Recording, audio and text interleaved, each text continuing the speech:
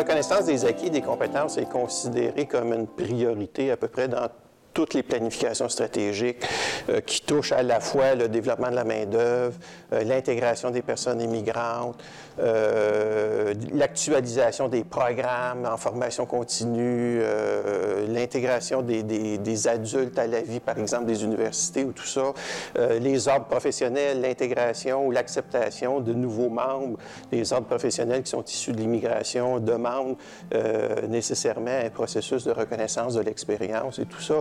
Donc, dans tous les secteurs, si vous voulez, qui touchent l'emploi, l'immigration, l'éducation, reconnaissance des acquis, des compétences, c'est en haut des priorités.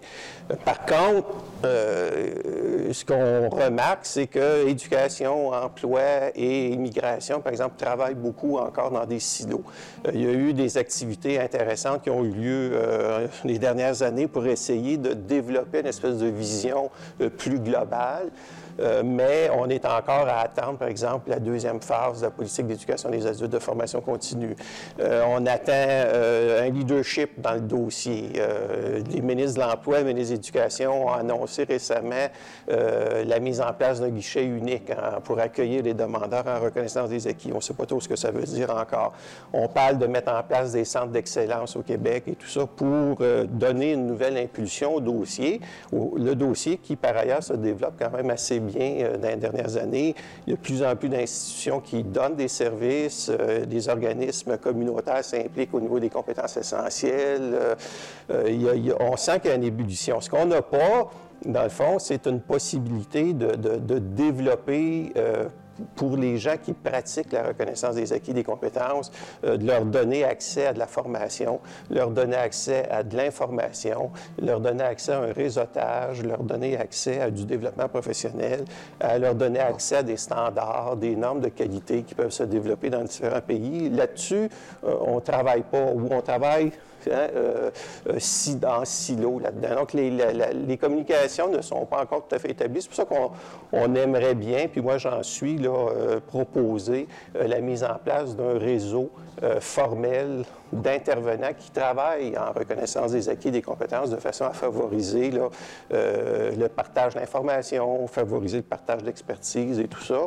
Et peu importe que tu travailles dans un comité sectoriel, que tu travailles dans un organisme ou que tu travailles dans une commission scolaire, un cégep ou une université, dans un ordre professionnel, peu importe, que tu puisses obtenir un certain soutien au niveau de ton développement professionnel dans le domaine. Parce que CAPLA, s'il y a une chose qui travaille, c'est vraiment de positionner la reconnaissance des acquis comme étant un domaine d'intervention.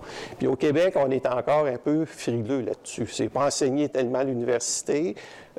T'embarques là-dedans sans trop connaître ce que c'est. Tu pédales pour essayer, dans le fond, de développer ton expertise là-dedans, mais des sources vraiment fiables, intéressantes, dynamiques de soutien, de support, d'aide au développement, de partage, et tout ça, ça n'existe pas.